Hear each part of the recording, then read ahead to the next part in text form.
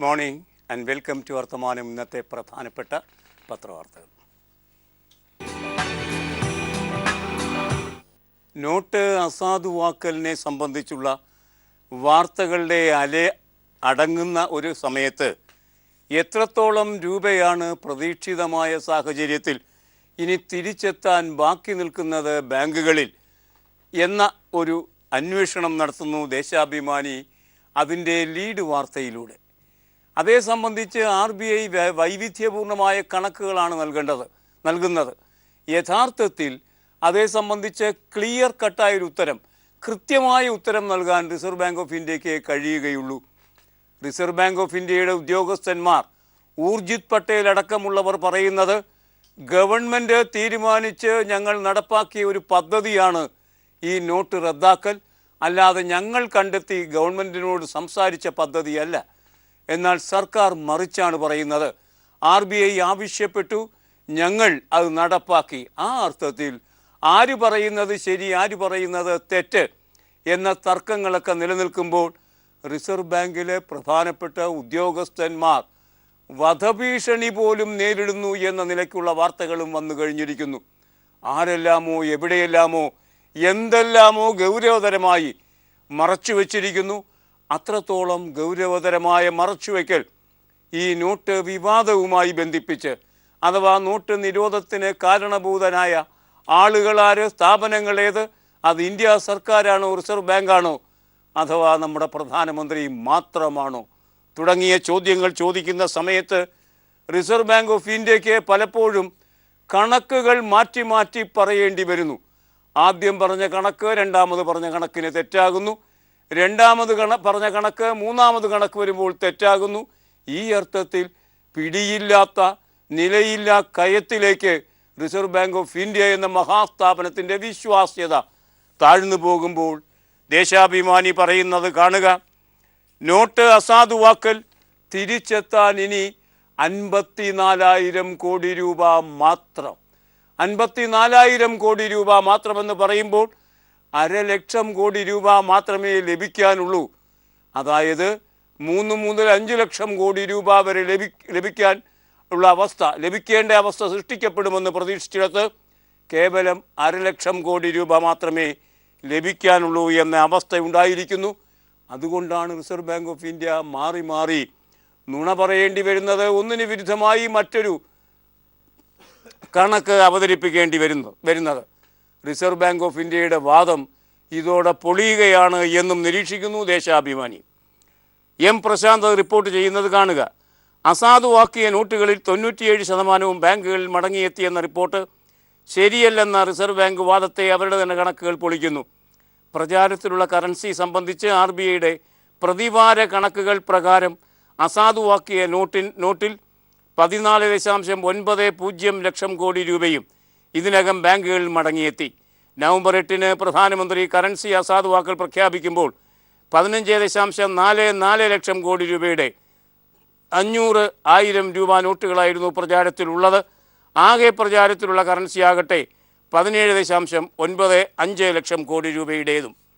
ഏതായാലും ഇനി 54,000 കോടി രൂപ മാത്രമേ തിരിച്ചു വരാനായിട്ടുള്ളൂ എന്ന് ദേശാഭിമാനി പറയുന്നത് തുടർന്ന് റിസർവ് ബാങ്ക് ഓഫ് ഇന്ത്യ അവതരിപ്പിച്ച വാരാന്ത്യ കണക്കുകളുടെ അടിസ്ഥാനത്തിലാണ്. വാരാന്ത്യ കണക്കുകൾ വരുമ്പോൾ ഇപ്പോൾ സർക്കുലേഷനിലിരിക്കുന്ന മൊത്തം തുക അത് 2,000 മുതൽ 2,000, 500 തുടങ്ങി. ഇപ്പോൾ പുതിയ 500-ൻ്റെ നോട്ടുണ്ട്. 2,000, 500, 100, 50, 20, 50, 20, 10 തുടങ്ങിയ നോട്ടുകൾ മൊത്തത്തിൽ 8.98 ലക്ഷം കോടി രൂപയുടേതാണ്.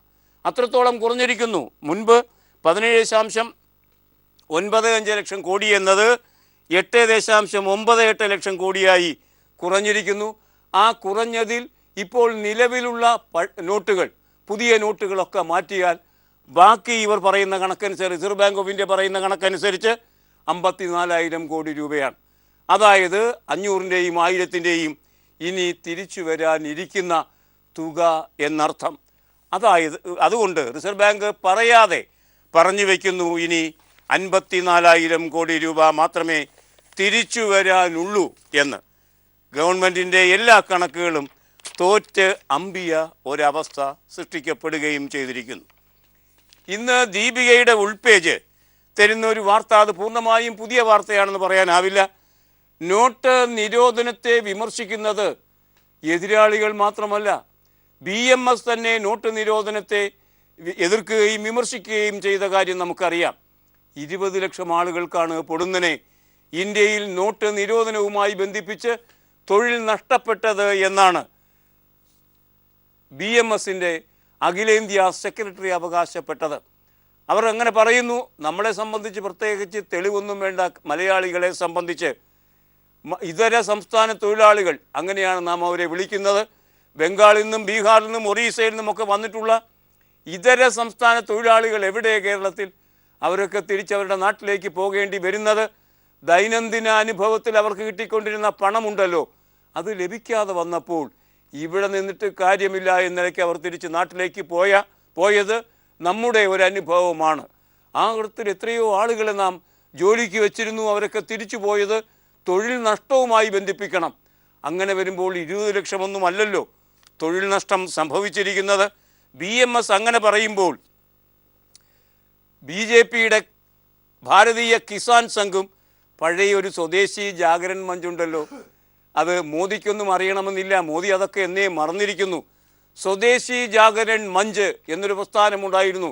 സ്വദേശി സാധനങ്ങളാണ് ഉൽപ്പാദിപ്പിക്കേണ്ടത്, വിൽക്കേണ്ടത്. ഇതേ സംബന്ധിച്ച പഴയ സ്വദേശി കാഴ്ചപ്പാട് വെച്ചിരുന്ന ജാഗരൺ മഞ്ച് തുടങ്ങിയവയൊക്കെ ഇപ്പോൾ കേന്ദ്ര ഗവൺമെൻറ്റിനെ വിമർശിക്കുകയാണ്. അതായത് സംഘപരിവാരത്തിന് അകത്ത് നിന്ന് തന്നെ വിമർശനം ഉയർന്നിരിക്കുന്നു. ആ വാർത്ത ദീപിക തരുന്നത് കാണുക. നോട്ട് നിരോധനത്തിൻ്റെ ദോഷവശങ്ങൾ പരിഹരിക്കാൻ കേന്ദ്രം തയ്യാറാകണമെന്ന് BMS. നോട്ട് നിരോധനത്തിൻ്റെ നല്ല വശങ്ങൾ ഉപയോഗിക്കുന്നതിനൊപ്പം അതിൻ്റെ ദോഷങ്ങൾ പരിഹരിക്കുന്ന നടപടികൾ സ്വീകരിക്കാൻ കേന്ദ്ര സർക്കാർ തയ്യാറാകണമെന്ന് BMS പൂനെയിൽ നടക്കുന്ന ദേശീയ എക്സിക്യൂട്ടീവ് കമ്മിറ്റിയിൽ അവതരിപ്പിച്ച പ്രമേയത്തിലാണ് BMS ഇക്കാര്യം ആവശ്യപ്പെട്ടത്. മോദിക്ക് ഇഷ്ടപ്പെടാനിടയില്ലാത്ത ഒരു നിലപാട് തന്നെ ആണ് അത്. ഒരു രാജ്യത്തിൻ്റെ സുസ്ഥിരമായ അവസ്ഥയ്ക്ക് പ്രധാനപ്പെട്ട കാരണങ്ങളിൽ ഒന്ന് സൈന്യം തന്നെയാണ്. ഇന്ത്യൻ സൈന്യത്തിൻ്റെ സവിശേഷത, സ്വാതന്ത്ര്യാനന്തരം ഇന്ത്യൻ സൈന്യം ഒരിക്കൽ പോലും തങ്ങളുടേതായ രാഷ്ട്രീയ കാരണത്തിൽ ബാരക്കിന് പുറത്തേക്ക് ഇറങ്ങേണ്ടി വന്നിട്ടേയില്ല എന്നതാണ്. അത് ഇന്ത്യൻ ജനാധിപത്യത്തിൻ്റെ ശക്തിയെ, ഉൾക്കരുത്തിനെയാണ് വിളിച്ചോതുന്നത്. എന്നാൽ സൈനികർക്കിടയിൽ ഇപ്പോൾ മോദി വന്നതിന് ശേഷം വിമതസ്വരങ്ങൾ ഉയരുന്നു. വിമതസ്വരങ്ങൾ ഉയരുക എന്നത് സ്വാഭാവികമാണ്, സൈനികരും മനുഷ്യരാണ്, അതിന് മോദിയെ കുറ്റപ്പെടുത്തിയിട്ട് കാര്യമൊന്നുമില്ല.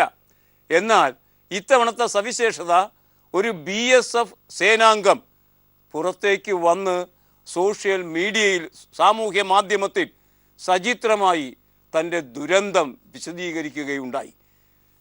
അതിർത്തിയിൽ കാവൽ നിൽക്കുകയാണ്. 11 മണിക്കൂർ കാവൽ നിന്നാലും ഭക്ഷണമില്ല. ഭക്ഷണം ലഭിക്കാതെ കാവൽ നിൽക്കേണ്ട, വിശന്ന് പൊരിഞ്ഞ് കാവൽ നിൽക്കേണ്ട ഗതികേടാണ് ഇന്ത്യൻ സൈന്യം തനിക്ക് നൽകിയിരിക്കുന്നത് എന്ന് ഒരു സൈനികൻ, ബീഹാറുകാരനായൊരു സൈനികൻ രംഗത്ത് വന്ന് സാമൂഹ്യ മാധ്യമങ്ങളിലൂടെ സംസാരിക്കുന്നത് നാം എല്ലാം കേട്ടതാണ്. അയാൾ മറ്റൊരു കാര്യം കൂടി പറഞ്ഞു. ഏറ്റവും മോശപ്പെട്ട ആഹാരമാണ് തരുന്നത്. 11 മണിക്കൂർ നിൽക്കുന്നതിന് ഒരു റൊട്ടിയാണ് കൊടുക്കുന്നത്, അതും ഏറ്റവും മോശം കറിയോട് ചേർത്ത്. ആ അർത്ഥത്തിൽ ഒരു റൊട്ടി കൊടുക്കുമ്പോൾ അത് സൈന്യത്തിൻ്റെയോ പ്രധാനമന്ത്രിയുടെയോ പാളിച്ചയായിട്ടല്ല ആ സൈനികൻ പറഞ്ഞത്, മറിച്ച് ഉദ്യോഗസ്ഥന്മാർ ഇവരുടെ റേഷൻ തട്ടിയെടുത്ത് സ്വന്തം കീശ വീർപ്പിക്കുകയാണ് എന്ന കാര്യമാണ് അദ്ദേഹം പറഞ്ഞത്. ഇതിനെ പ്രതിഷേധിച്ചുകൊണ്ട് ഏതായാലും സർവ്വസൈന്യാധിപൻ എന്ന് പറഞ്ഞുകൂടല്ലോ, അവരുടെ ജനറൽ കരസേനാധിപതി ബിപിൻ റാവത്ത് രംഗത്ത് വരികയുണ്ടായി.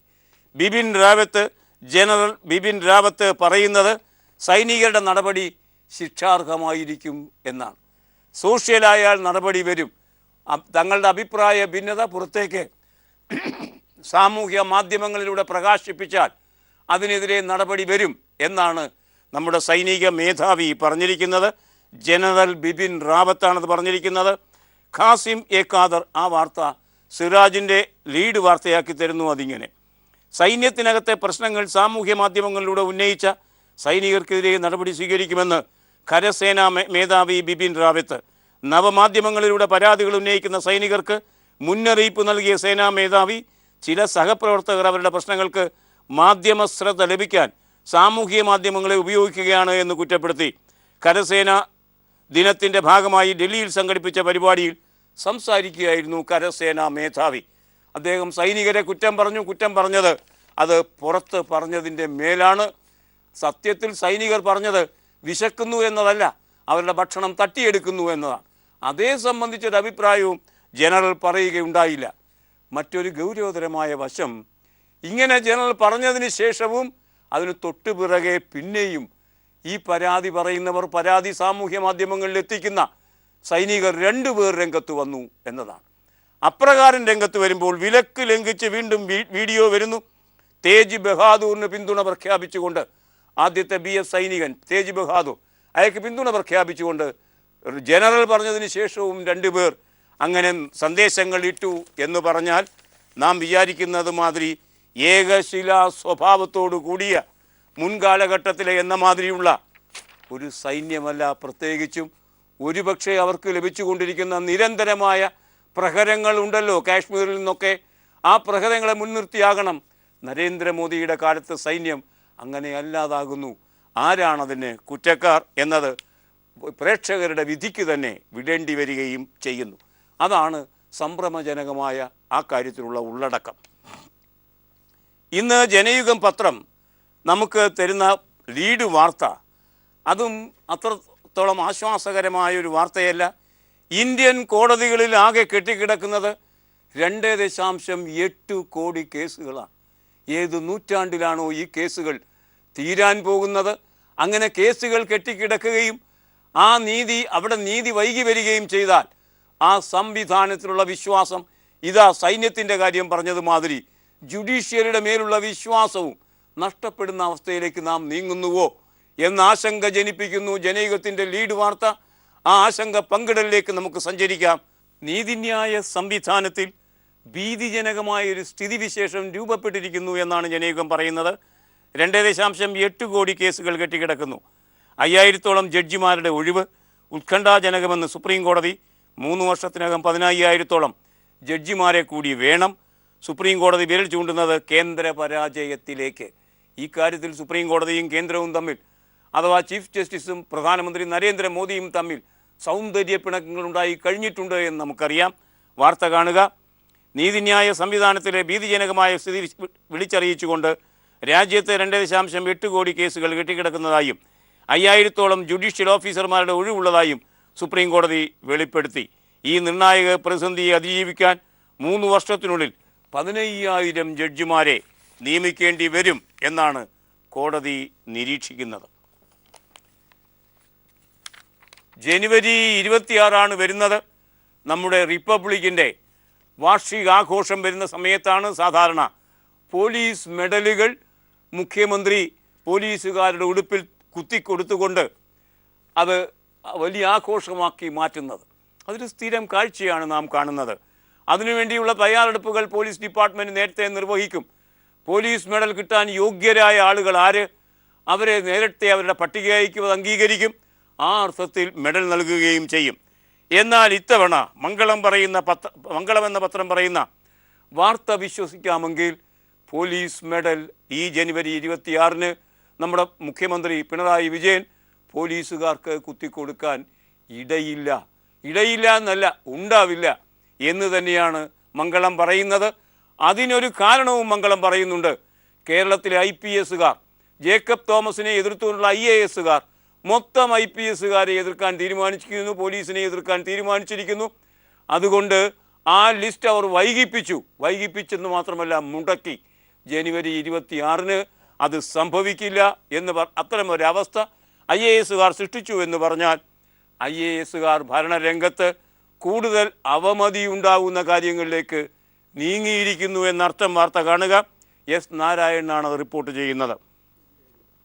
IAS തലത്തിലെ പടലപ്പിണക്കങ്ങളും മെല്ലെപ്പോക്കും തിരിച്ചടിയായത് പോലീസിന് റിപ്പബ്ലിക് ദിനത്തോടനുബന്ധിച്ച് രാഷ്ട്രപതി പ്രഖ്യാപിക്കുന്ന പോലീസ് മെഡൽ പട്ടികയിൽ ഇക്കുറി കേരളത്തിലെ ഉദ്യോഗസ്ഥർ ഉണ്ടാകില്ല. IAS തലത്തിലെ പടലപ്പിണക്കങ്ങളും മെല്ലെപ്പോക്കും തിരിച്ചടിയായത് പോലീസിനാണ്. അതാണ് മംഗളം പറയുന്നത്. ഇത്തവണ മെഡൽ ഉണ്ടാകില്ല. പോലീസ് മെഡലുകൾക്കായി കേന്ദ്ര സർക്കാരിന് സമർപ്പിക്കേണ്ട പട്ടിക ആഭ്യന്തര വകുപ്പ് പൂഴ്ത്തിവെച്ചതാണ് കാരണം. പട്ടിക വൈകിയതിനാൽ കേരളത്തിൽ നിന്നുള്ള ഉദ്യോഗസ്ഥരെ മെഡലിന് പരിഗണിക്കാനാകില്ലെന്ന് കേന്ദ്ര സർക്കാർ സംസ്ഥാന സർക്കാരിനെ അറിയിച്ചു കഴിഞ്ഞിരിക്കുന്നു എന്ന് പറഞ്ഞാൽ അത് ഉണ്ടാകില്ല ഇത്തവണ എന്ന് ഉറപ്പ്.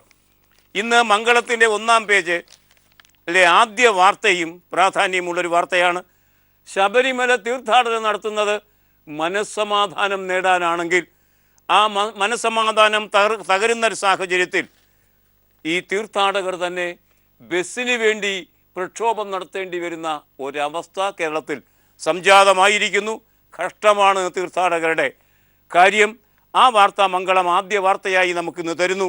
നമുക്ക് അത്രത്തോളം ആശ്വാസകരമല്ലാത്ത ആ വാർത്തയുടെ വിശദാംശങ്ങളിലേക്ക് പോകാം. ബസ് ഓടിക്കുന്നതിനുള്ള ചുമതലക്കാർ മുങ്ങി, ജീവനക്കാരുടെ തോന്നിയാസം, ബസ് ഓടിച്ചില്ല. KSRTCയുടെ വക തീർത്ഥാടകർക്ക് നരകയാതന ലഭിച്ചു. മകരജ്യോതി കണ്ട് മലയിറങ്ങിയ തീർത്ഥാടകരെ KSRTC വലച്ചു. ദീർഘദൂര സർവീസുകൾ മുടങ്ങിയതോടെ കുപിതരായ തീർത്ഥാടകർ ശരണം വിളിച്ച് ബസ് സ്റ്റാൻഡിൽ വിരിവെച്ച് പ്രതിഷേധിച്ചു. തുടർന്ന് ബസ്സുകൾ അടിച്ച് തകർത്തു. KSRTC ഓഫീസിനുള്ളിൽ മലമൂത്ര വിസർജനവും നടത്തി. ശനിയാഴ്ച രാത്രി 10 മുതൽ ഇന്നലെ പുലർച്ചെ 1 വരെ KSRTC ഒറ്റ ദീർഘദൂര സർവീസ് നടത്തിയില്ല. ഇന്നലെ രാവിലെ എറണാകുളത്ത് എത്തി ട്രെയിനിൽ നാട്ടിലേക്ക് മടങ്ങാനെന്ന തീർത്ഥാടകരിൽ ചിലർ ബസ്സിലെന്നറിഞ്ഞ് പൊട്ടിക്കരഞ്ഞു. ചുമതലപ്പെട്ട ഉദ്യോഗസ്ഥർ പ്രതിഷേധം ഭയന്ന് ഓടിയൊളിച്ചു.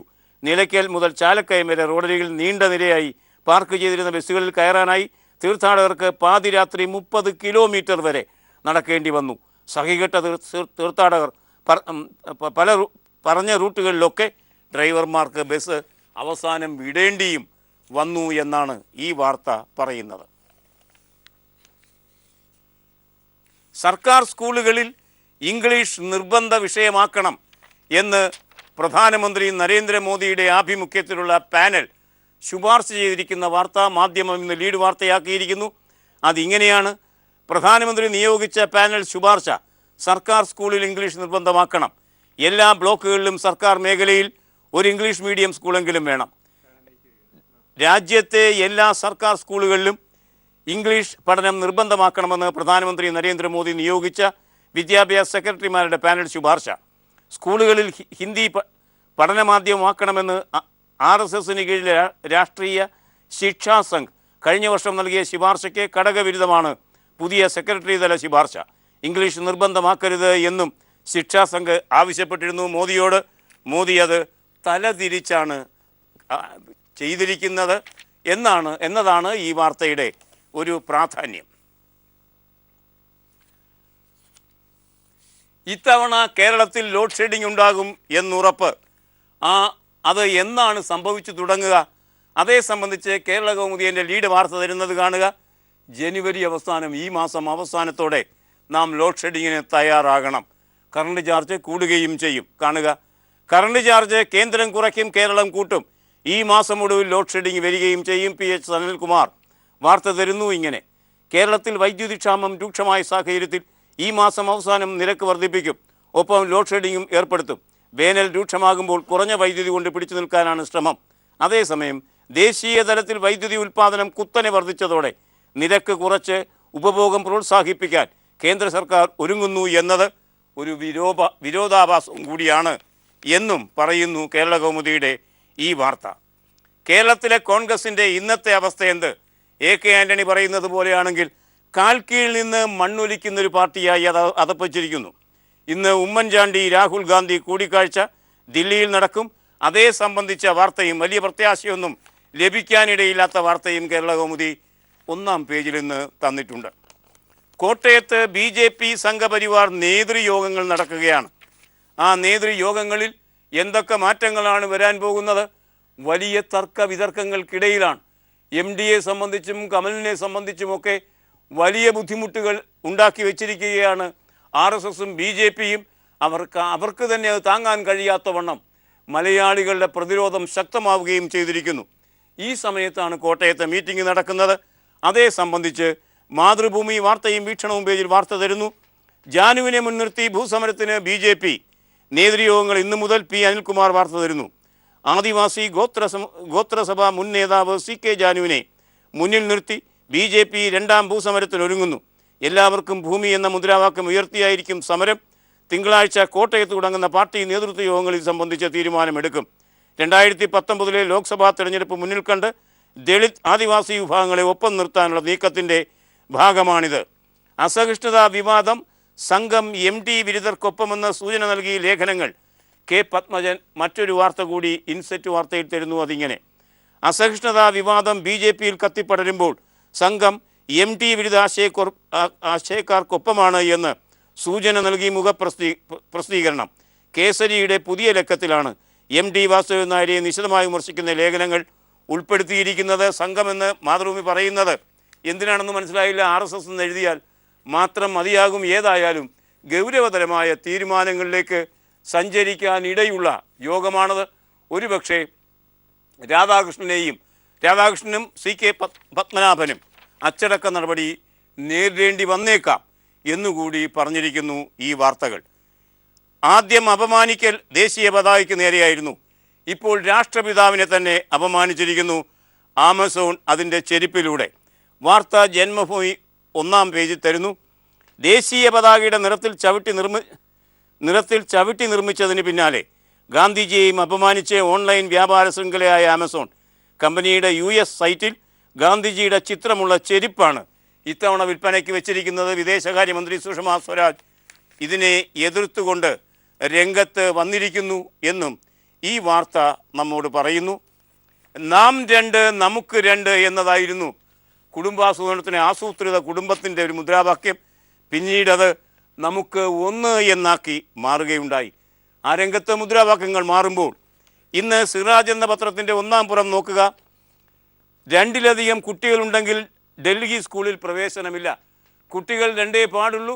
2-ലധികം കുട്ടികളുണ്ടെങ്കിൽ ഒരു കുട്ടിക്കും ഡൽഹി സ്കൂളിൽ പ്രവേശനമില്ല. സ്കൂളുകൾ ഏറ്റെടുത്തിരിക്കുന്നു ആസൂത്രിത കുടുംബ മുദ്രാവാക്യം. കുട്ടികളുടെ പ്രവേശനത്തിൽ പുതിയ വ്യവസ്ഥയുമായി ഡൽഹിയിലെ പ്രമുഖ വിദ്യാഭ്യാസ സ്ഥാപനമായ സൽവാൻ സ്കൂൾ. വെസ്റ്റ് ഡൽഹി രാജേന്ദ്ര നഗറിലെ സൽവാൻ സ്കൂളിലെ രജിസ്ട്രേഷൻ ഫോറത്തിലാണ് മാതാപിതാക്കൾക്ക് എത്ര മക്കളുണ്ടെന്ന് ഇവർ അന്വേഷിക്കുന്നത്. 2 മക്കൾ കൂടുതലുണ്ടെങ്കിൽ ഒരു കുട്ടിക്കും സ്കൂളിൽ പ്രവേശനമില്ല എന്ന കൗതുകകരമായ നിലപാട് സ്കൂൾ എടുത്തിരിക്കുന്നു എന്നതാണ് ഈ സിറാജ് വാർത്തയുടെ പ്രാധാന്യം. ഇനി ഇന്നത്തെ കാർട്ടൂൺ. ഖാദി ആൻഡ് വില്ലേജ് ഇൻഡസ്ട്രീസിൻ്റെ 2017 കലണ്ടർ ഇറങ്ങി. ആ കലണ്ടറിൽ ചർക്കയിൽ നൂൽ നൂൽക്കുന്നുണ്ട് ഒരാൾ. ഗാന്ധിജിയാണല്ലോ അത് ചെയ്യുക. അപ്പോൾ ഗാന്ധിജിക്ക് പകരം മോദി ഇരുന്ന് ചർക്കയിൽ നൂൽ നൂൽക്കുന്ന പടമാണ് വന്നത്. മോദിയുടെ പടം വെച്ചാൽ ഖാദി കൂടുതൽ വിറ്റുപോകുമെന്ന് മോദിയുടെ ഒരു മന്ത്രി പ്രസ്താവിക്കുകയും ചെയ്തു. നമുക്ക് ഈ കാർട്ടൂൺ ഒന്ന് കാണാം. മുൻപ് ഖാദി വാങ്ങൂ എന്നായിരുന്നു മുദ്രാവാക്യമെങ്കിൽ അത് തിരുത്തി മോദിയെ വാങ്ങൂ എന്നാക്കി മാറ്റിയിരിക്കുന്നു BJP ഇപ്പോൾ എന്ന് ഈ കാർട്ടൂണിലൂടെ ഹിന്ദിയിലെ കാർട്ടൂണിലൂടെ കേശവ് നമ്മോട് പറയുന്നു. ഇനി ഇന്നത്തെ ചിത്രം. കേരളത്തിൻ്റെ 57ാമത് സ്കൂൾ യുവജനോത്സവത്തിന് തിരശ്ശീല ഇന്ന് ഉയരുകയാണ്. ഈ ചിത്രം കാണുക. ഇത് കണ്ണൂർ പോലീസ് മൈതാനിയാണ്. പ്രധാന വേദിയായി മൈതാനിയിൽ ഇന്നലെ തെളിഞ്ഞ മൺചിരാതുകൾ വാസ്തവത്തിൽ തെളിയിച്ചത് 57ാം സ്കൂൾ യുവജനോത്സവത്തിൻ്റെ ആരംഭമാണ്. ഈ ചിത്രം SK മോഹൻ പകർത്തി. വീക്ഷണം എന്ന പത്രം അതിൻ്റെ 1-ാം പുറത്ത് വന്നിരിക്കുന്നു. ഈ ചിത്രത്തോട് ഇന്നത്തെ വർത്തമാനം സമാപിക്കുകയാണ്. Have a nice day. Good bye.